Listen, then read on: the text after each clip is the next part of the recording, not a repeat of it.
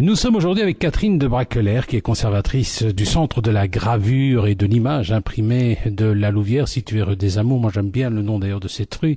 Alors, on voyage un petit peu durant ces vacances. On va au Japon, Madame de Braquelaire. Oui, alors, pourquoi ce choix de gravure? C'est quoi exactement? C'est ce que vous avez en réserve, que vous décidez de sortir de ça de temps en temps? Voilà, parce qu'en fait, oui, l'intitulé, c'est Centre de la gravure, mais en fait, c'est un musée. C'est un musée avec une collection de maintenant près de 12 000 œuvres, énorme. Évidemment, conservation oblige, nous n'avans pas de collection permanente, puisqu'au bout de 3 mois, les œuvres sur papier doivent retourner dans l'obscurité. Donc, durant l'été, nous essayons, bon an, mal an, pas chaque année, mais enfin régulièrement, de sortir un morceau de nos collections autour d'une thématique particulière et de la présenter à nos visiteurs. Alors en fait, comme ça, progressivement, regardant un petit peu nos fonds, nous nous sommes rendus compte que finalement, nous avions un très très bel ensemble d'œuvres japonaises, près de 200, donc c'est quand même un ensemble conséquent, et que ce monde de l'art imprimé japonais forme vraiment une entité, un monde en soi. C'est quelque chose de tout à fait particulier. Et donc, on s'est dit que c'était vraiment judicieux de le mettre à nos murs durant l'été. Voilà, donc nous avions fait il y a quelques années ce qu'on a appelé Made in USA, avec des artistes américains. Cette fois, c'est Made in Japan, avec une trentaine d'artistes provenant du pays du soleil levant. Donc cette expo s'organise sur 2 étages. Alors chaque étage a un petit peu son atmosphère, puisque le rez-de-chaussée est plutôt constitué de la présentation de pièces un peu plus engagées politiquement, socialement, des pièces plus conceptuelles, d'artistes qui finalement ont eu pas mal de contacts avec le restant du monde, donc après-guerre, notamment avec les minimalistes américains. Et le premier étage est beaucoup plus intimiste. C'est presque des journaux intimes que l'on retrouve sur les murs. Alors évidemment, il y a des stars. La star du rez-de-chaussée, c'est Matsutani, des stars au premier dans ce monde intimiste. Et je dirais que la star, c'est Tetsuya Noda. Mais à côté de ça, il y a d'autres artistes très très importants. Nous sommes avec Catherine de Braquelaire, conservatrice du Centre de la gravure et de l'image imprimée, ici à la Louvière, à la rue des Amours. Alors on a décidé de sortir des collections et de les montrer comme ça, des œuvres d'artistes japonais. C'est vrai que ici au rez-de-chaussée, c'est assez Matsutani, je dirais, c'est un peu ésotérique, non? Je ne sais pas. En fait, il faut recontextualiser, c'est indispensable. Donc, en fait, ce sont des artistes qui ont travaillé très vite après-guerre. Il faut savoir que le Japon, contrairement à notre monde occidental, s'est retrouvé dans les perdants de la guerre. Et donc, il y a quand même toute une approche par rapport au monde de l'art très différente de la nôtre. Et donc, il y a un groupe, un mouvement qui s'est constitué, qui est le mouvement Gutai, qui est un peu, on pourrait dire, l'équivalent de notre groupe Cobra. Donc, ce sont des artistes après-guerre qui se sont révoltés par rapport à par rapport à ces cataclysmes, par rapport aux orientations que prenait le monde sur un plan mondial. Et donc s'y sont opposés en faisant des happenings, en faisant des interventions, des installations, chose qui ne s'était jamais fait au Japon et qui bien sûr a provoqué un tollé pas possible. D'ailleurs, eux se revendiquent plus du groupe Dada. Donc ce groupe Dada, qui lui est évidemment antérieur, mais justement parle de cette espèce de folie du monde et se positionne comme étant dans une optique presque surréaliste. Voilà. Alors Matsutani, qui est un des leaders de ce groupe Gutai, donc a fait toute une série d'interventions, d'installations directes sur des murs, dans des lieux, etc., mais dont il a gardé la trace par des photos qu'il a ensuite transposées en photogravure. Et c'est ce qu'on a sous les yeux pour l'instant. Mais alors, on retrouve quand même ce goût pour le papier, pour l'encre voluptueuse. Donc, on reste encore dans un univers qui est à mi-chemin entre l'approche politique occidentale et puis ce goût pour le papier, presque pour la calligraphie, parce qu'il y a beaucoup d'œuvres qui ne sont pas loin d'une écriture calligraphique, japonaise bien sûr. Nous sommes avec Catherine de Braquelaire, qui est la conservatrice du Centre de la gravure et de l'image imprimée de la Louvière, située rue des Amours, et actuellement on peut découvrir des œuvres d'artistes japonais.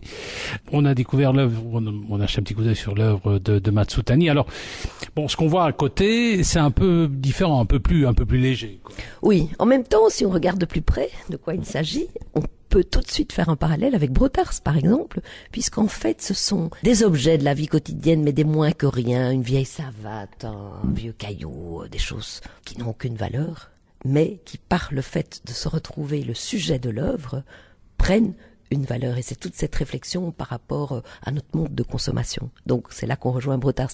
En même temps, et je pense que les couleurs aussi permettent de s'en rendre compte très facilement, on est dans quelque chose de beaucoup plus éphémère, beaucoup plus diaphane, qui parle du temps qui passe. Il y a une espèce de brouillard là qui vient un petit peu, affadir et rendre les œuvres moins distinctes. Donc, ça, c'est quelque chose qui traverse toute l'exposition, quel que soit l'artiste. C'est cette relation au temps, cette relation à la disparition, à la trace, à la mémoire. Et ça, c'est quand même quelque chose de très particulier dans tout cet art japonais d'après-guerre et qui forme une sorte de spécificité à l'exposition. Nous sommes avec Catherine de Braquelaire, qui est la conservatrice du Centre de la gravure et de l'image imprimée de la Louvière, située rue des Amours, et actuellement une superbe exposition. On découvre des œuvres qui font partie des collections du Centre de la gravure, notamment des œuvres d'artistes japonais. Alors moi, ce que j'aime bien, c'est le Tanaka. On voit bien là, c'est un monsieur qui a un peu plus d'humour. Je dirais, ça passe peut-être plus facilement les œuvres de Tanaka. Non? Alors oui, et ça, c'est aussi une chose qu'on va observer dans l'exposition. Il y a beaucoup de choses qui sont basées sur des photos. C'est assez nouveau aussi dans l'art japonais. Donc beaucoup d'œuvres basées sur des photos. Alors en effet, pour ce qui est de Tanaka, oui, il y a un côté un peu curieux, un peu conceptuel. Bon, il y a un chien qui apparaît, il y a des angles de vue très particuliers. Donc il y a des plans architecturaux qui basculent. On ne sait pas très bien si on flotte, si on est sur Terre. Ça, de nouveau, c'est quelque chose que l'on retrouve chez beaucoup de ces artistes. Alors, ces œuvres, vous les avez depuis un certain temps quand même. Oui. Alors, en fait, au départ, le premier fonds japonais, a été constitué grâce au biennale de Bon Secours. Ces biennales qui ont existé, qui ont été organisées en Belgique, donc à l'abbaye de Bon Secours, principalement donc dans les années 70, début des années 80. L'organisateur ou un des organisateurs était Gabriel Beljon. Gabriel Beljon, qui est également artiste et qui est également fondateur du Centre de la gravure. Et donc, dans ces biennales de Bon Secours, il avait fait venir beaucoup d'artistes japonais. Et c'était finalement la première fois qu'en Belgique, on pouvait découvrir ces artistes et leurs œuvres. Et par ce biais-là, beaucoup de ces pièces ont été acquises pour rejoindre les collections. Donc le fond de notre art japonais provient de Bon Secours. Ensuite, et ça c'est quand même quelque chose d'assez magnifique, nous avons de plus en plus de donations. Et donc nous avons reçu pas mal d'œuvres, soit d'artistes, soit de familles lorsqu'un artiste était décédé et avait souhaité nous donner un ensemble, soit même de collectionneurs. Nous avons un très bel ensemble d'œuvres qui nous ont été données par Renilde Amaker, qui fut, elle vit toujours, elle a 101 ans, la conservatrice du musée Boijmans van Beuningen en Hollande, qui est un musée très très important. Et donc elle nous a fait un très beau don de nation, et certaines de ces pièces sont dans l'exposition. Donc voilà, ça c'est ces provenances qui sont diverses, mais de plus en plus nous avons des donations. Il faut savoir qu'en Belgique, contrairement à la France, il n'y a pas ce qu'on appelle le dépôt légal. Donc en France, quand une œuvre multiple est réalisée, donc une estampe, une gravure, une litho, l'artiste est tenu d'en donner un exemplaire à la Bibliothèque nationale de France. En Belgique, ça n'existe pas. Mais comme notre musée a maintenant très belle réputation, toutes les œuvres sont bien conservées, inventoriées, numérisées, etc. On a de plus en plus même d'artistes qui nous donnent des ensembles relativement représentatifs de leur parcours. Voilà, parce qu'ils savent qu'ici, ces œuvres vont être conservées, pérennisées et sont souvent demandées aussi pour des expositions ailleurs que chez nous, puisqu'on organise ou on prête des pièces dans le monde entier.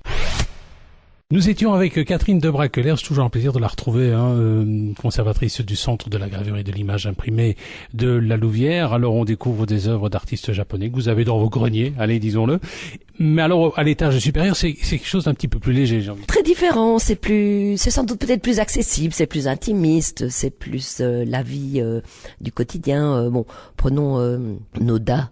Tetsuya Noda, en fait, tout son travail, il a d'ailleurs pour l'instant une très très belle exposition au British Museum de Londres, traite de sa vie quotidienne, au jour le jour. Donc chaque fois qu'il réalise une pièce, eh bien, c'est directement lié à son quotidien. Ce sont les résidus du repas, ce sont des mégots de cigarettes qu'il voit devant lui, ce sont ses enfants qui grandissent. Donc, c'est comme une espèce de diary, comme on dirait en anglais, donc de journal intime, comme ça, qui permettent, à travers l'ensemble des pièces, de découvrir la vie d'un homme. Et toujours avec quand même une approche très délicate, très légère, quelque chose d'un petit peu éthéré parfois, et qui rejoint bien ce monde japonais. Voilà, c'est à découvrir jusqu'à quand ainsi?